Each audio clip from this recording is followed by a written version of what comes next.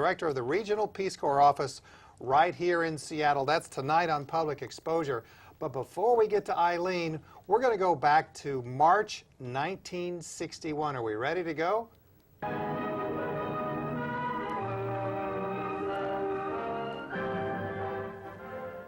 I have today signed an executive order providing for the establishment of a Peace Corps on a temporary pilot basis. I'm also sending to Congress a message proposing authorization of a permanent Peace Corps. This Corps will be a pool of trained men and women sent overseas by the United States government or through private institutions and organizations to help foreign countries meet their urgent needs for skilled manpower.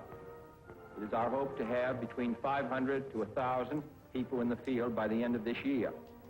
We will send Americans abroad who are qualified to do a job.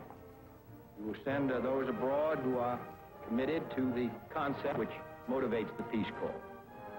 It will not be easy. None of the men and women will be paid a salary. They will live at the same level as the citizens of the country which they're sent to, doing the same work, eating the same food, speaking the same language. We're going to put particular emphasis on those men and women who have skills in teaching, agriculture, and in health. I'm hopeful that it will be a source of satisfaction to Americans and a contribution to world peace. So a source of satisfaction to Americans and a source of world peace. Eileen, was he right? I would say he was, and it's really moving to see that clip. It's amazing how many people come into our regional recruiting office wanting to join the Peace Corps and say that it was, you know, that footage and the conversations that were being aired back in '61 and even '60 when he was first sharing this idea, that was what inspired, you know, the Kennedy generation. And it's amazing to think that these days we have people that are still saying, you know, I missed it back then, and I'm 65, I'm 70, I'm ready to sign up, and they go overseas as Peace Corps volunteers, and then they're kind of interspersed with other folks who come into the office and say, I heard about it on Facebook or saw something on YouTube. So it is kind of cool to see the generations spanned, but I think he was absolutely right. Well, later tonight in the show, we're actually going to go through the application process. So if there's anybody out there that's thinking about the Peace Corps, you can find out how tonight. And by the way, if you wanted to hear the director, the national director of the Peace Corps, the World Affairs Council is bringing him here. Aaron Williams is going to be Friday, November the 19th. Go to the World Affairs website. There it is up on the screen, world-affairs.org, and you're going to find out how. Okay. Eileen, what do you do? I manage the Northwest office for the Peace Corps, so we're based here in Seattle, and we are getting the word out about Peace Corps opportunities. We interview people, we select people, we send them forward to get their Peace Corps invitations. So a lot of it is awareness raising, and that's really the important piece. There are a lot of programs out there these days that are sending people overseas and allowing for people to have their international opportunities. And so it's really important for us to let people know that Peace Corps is still the toughest job you'll ever love, that it's almost 50 years old. It's very exciting right now to try and really share the word of this 50-year legacy. And it's a great region, fertile ground for it.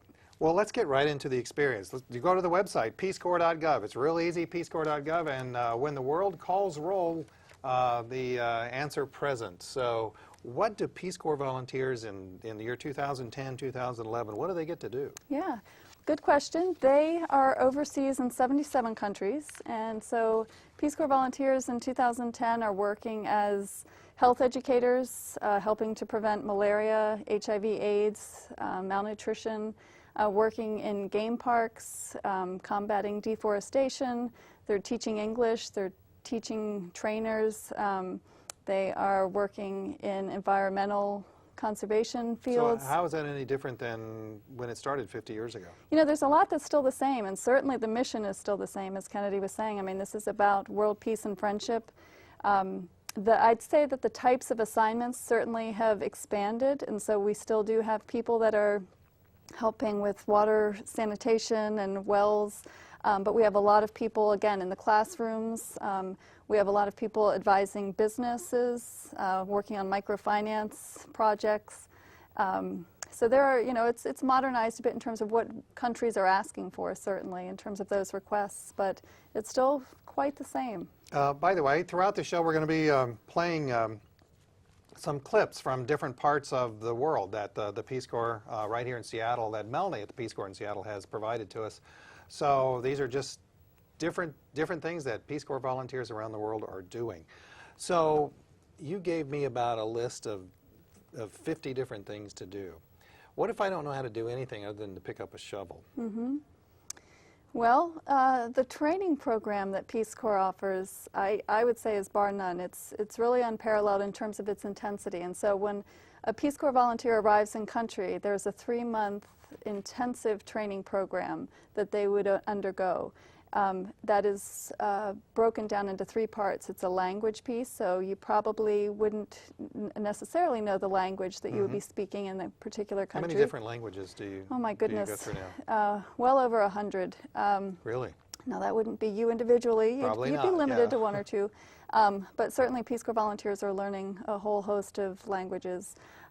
You would be learning the language there in the country, and sometimes it's 2 languages. You would be learning the cross-cultural skills you would need to operate successfully, and then you'd be learning the technical skills. And so if you really did only know how to pick up a shovel, and now you were going to be working, with environmental education or with English teaching, that is something that the Peace Corps has been doing for 50 years very successfully, and would be training you to do the work during those 3 months before being sent out to your site. Let's go back, let's get some specific Sure. facts. So let's go to the website again, peacecorps.gov.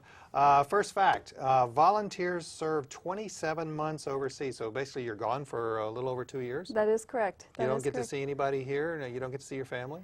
More and more people are, as we globalize and become more mobile, a lot of volunteers receive visitors, and that's actually encouraged, because one of the goals of Peace Corps is to really foster that understanding of other cultures on both sides, so to have the Americans come back to the United States with a better sense of the world out there. And so a lot of people are visiting Peace Corps volunteers, so hopefully you'd get some visitors during that 27 months.